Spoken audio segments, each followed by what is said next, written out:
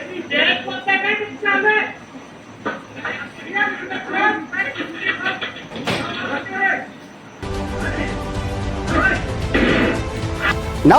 मैं हूं दिनेश और आप देखना शुरू कर चुका बोलता है। आइए करते हैं आज की एक और खबर की शुरुआत। फिर बंदूक की गोलियों से दहल उठा एक बार फिर तकिया। दुनाली कट्टा एक साथ चले, ताबड़तोड़ बदमाशों ने की फायरिंग। तस्वीरों में 8 से 10 लोगों ने नकाब पहन के रखा। शब्द के हाथों में लहराता कट्टा और दुनाली है। पूरी घटना कहां की है? दरअसल पूरी घटना असल उर्फ भीकम आदिवासी नाम के युवक का कुछ लोगों से मामूली विवाद हुआ। इसी रंजिश को लेकर कल देर रात 8 से 10 बदमाश नकाब पहनकर युवक के चुनगर फाटक इलाके में बड़े घर पहुंच गए, जहां धुआंधार फायरिंग की। गनीमत रही कि गोली किसी को लगी नहीं, लेकिन पूरी वारदात सीसीटीवी कैमरे में कैद हो गई। जरा देखिए इस रिपोर्ट में। क्या नाम है आपका? मेरा नाम भीकम उर्फ अंसिल आदिवासी है। क्या घटना हुई है आपके साथ? कल 10:30 बजे रात को मेरे घर पे गोलीबारी हुई है, जहाँ के मेरे जो कैमरे लगे थे उनमें उनकी फुटेज है। राघव यादव उर्फ कल्ला यादव, रिछारी, विजय कुशवाहा, चुनगर फाटक और सिब्बू रावत गढ़ी और टिंकल रावत, इन लोगों ने मेरे घर पे आके घटना की है। मैं घर पे था नहीं और मेरे घर पे माँ बहन अकेली थी। इनने मुझे मारने के उद्देश्य से मेरे घर पे गोलियाँ चलाईं, जो कि दीवारों में लगी हैं।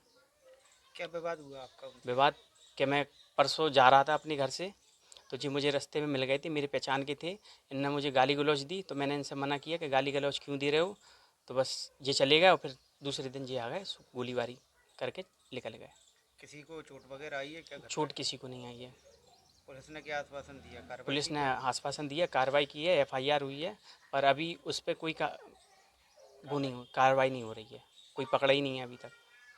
और बड़ी बड़ी बंदूकें लिए थे सर, कितने हथियारों से लगे? कम से 6-7 हथियार थे। 3 बंदूकें उनमें बड़ी थी, एक और बड़ी और छोटे छोटे हथियार थे।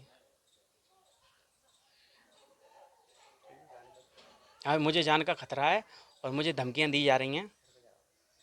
ये शाम की घटना है जिसमें घर के बाहर कोई पुराने विवाद को लेकर फायरिंग की घटना की गई है। फुटेज के आधार पे आरोपियों को चिन्हित भी किया जा रहा है और इसमें कड़ी से कड़ी कार्रवाई भी की जाएगी और इनके पुराने आपराधिक रिकॉर्ड को देखकर उसके आधार पे भी जो भी प्रतिबंधात्मक कार्रवाई है और इनके जो भी जमानतदार है उन पे भी सख्त कार्रवाई की जाएगी। रूप से जिनके भी आपराधिक रिकॉर्ड है, चाहे अपराध के बाद अगर लाइसेंस का आवेदन आता है वो तो निरस्त होता ही है, और अगर आप पूर्व से अगर इनके लाइसेंस हैं और उसके बाद अपराध करते हैं तो भी उनका निरस्ती की कार्रवाई की जाती है। और इसके अलावा भी जो भी उनके आपराधिक रिकॉर्ड हैं उसके आधार पे भी और भी जो कार्रवाई है, जैसे कि जिला बदर और अन्य जो है कड़ी कार्रवाई है, उस पर भी विचार करके जिसमें भी उचित प्रकरण होते हैं निश्चित रूप से भेजते हैं और इन पे लगाम लगाई जाएगी और सख्त से सख्त कार्रवाई की जाएगी।